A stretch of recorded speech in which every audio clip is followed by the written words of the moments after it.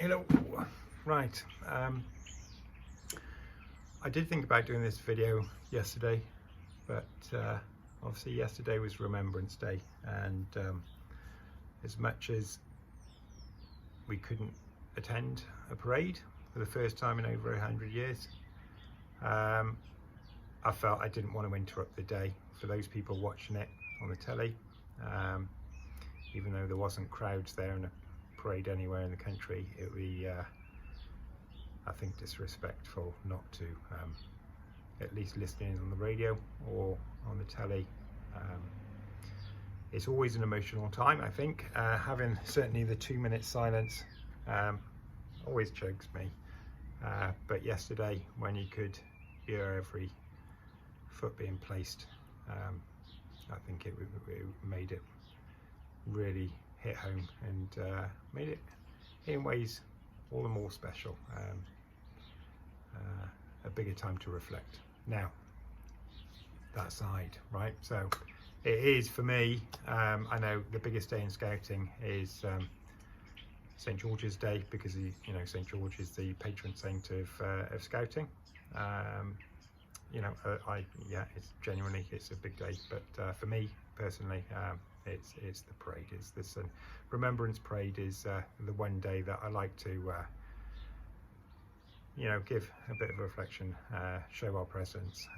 Scouting has always been a part of military history, certainly there, all over the country. We stand with our troops and pay our respects and give our reflection. So couldn't do it yesterday. It's very strange, and it's quite moving not to be there, but I thought I'd do a little thing, a little video to I don't know, just give that little bit of thought of even though we weren't there, we should still give our respects and give it a thought, not forget those men that fought so hard and so many losses.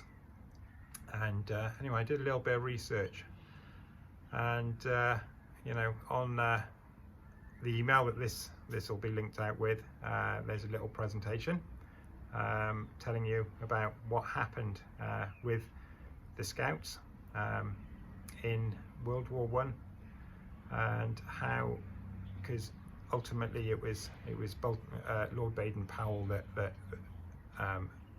created the Scout movement, and it was in his time serving that gave him the idea about it in the first place, with messenger boys and things like that. So it was formed before World War I. It's been going a few years. I'm not going to say any dates, but it'd be interesting to see how much you recall and how quickly you can get figures.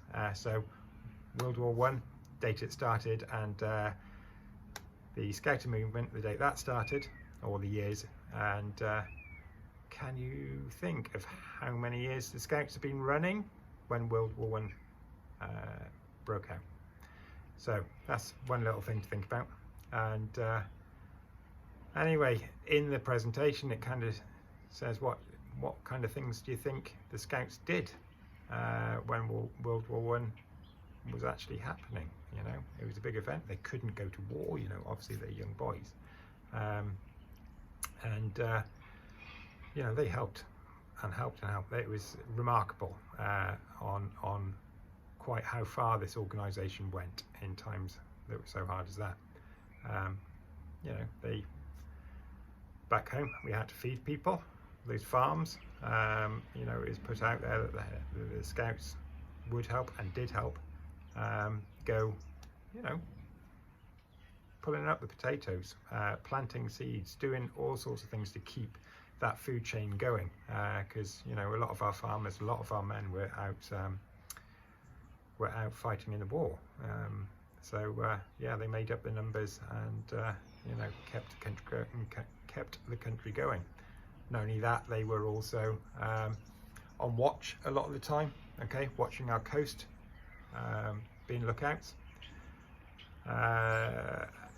like now we get our badges for first aid. Well, you know, they were first aid trained back then as well, and you know, they did be there to administer you know, first aid on whether it be soldiers or civilians, because, you know, certain areas were getting bombed, injuries galore, and you know, wherever they could help, they did. So, you know, this is something I'm very proud of with the scouting movement. It's that matter of pride and helping others, and you know, we certainly come up trumps at times like this. So further on from that, I did a little bit of research. I was never a Boy Scout when I was younger, so you know, it's all new to me, and I'm finding out more and more amazing things as time goes on. So one particular story I wanted to share with you was quite an amazing story, actually, and there is, I'm going to read it not to get it all wrong, because it was quite a bit to take in at the time. So there is the highest award in the military is something called the Victoria Cross. Okay, it's given to very, very few people, and it was given to one individual back in World War One. It was a lad called Jack Cornwell. Now, Jack Cornwell, he was a scout. He'd left school, which was you left school at 14 back then. He was 15 when he enrolled, without his father's knowledge, he enrolled in the Navy, and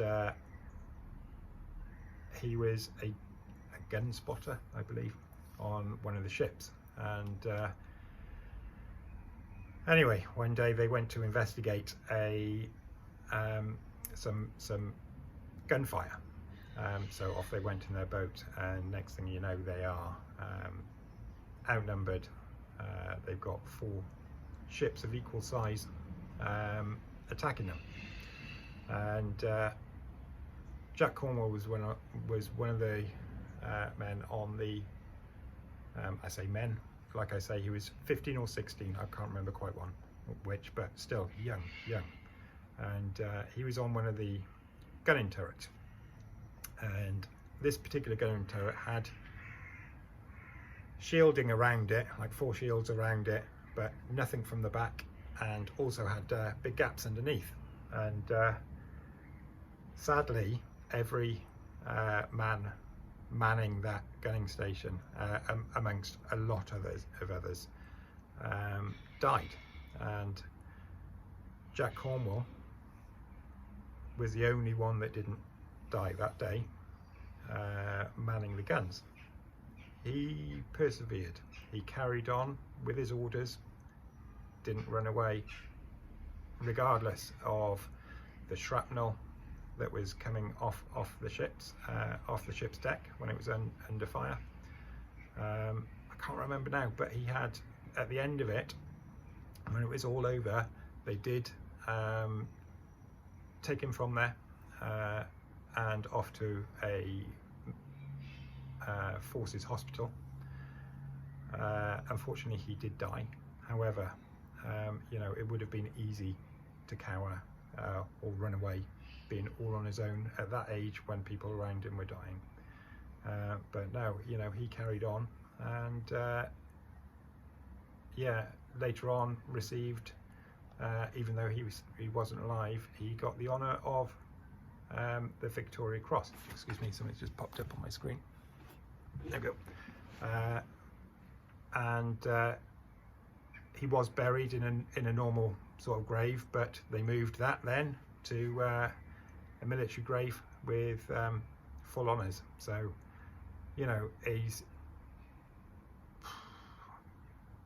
an absolute hero, and to honour that, there is the highest award given in Scouts. For the UK, it's under 25, right? So an old boy like me, I can't get this award, but all of you that are under 25, still, it's there. But just like the Victoria Cross, it's very, very rarely given out. I think from my research, the only year I could find of recent years was 2013. I think there were 4 given out, so it is really rare.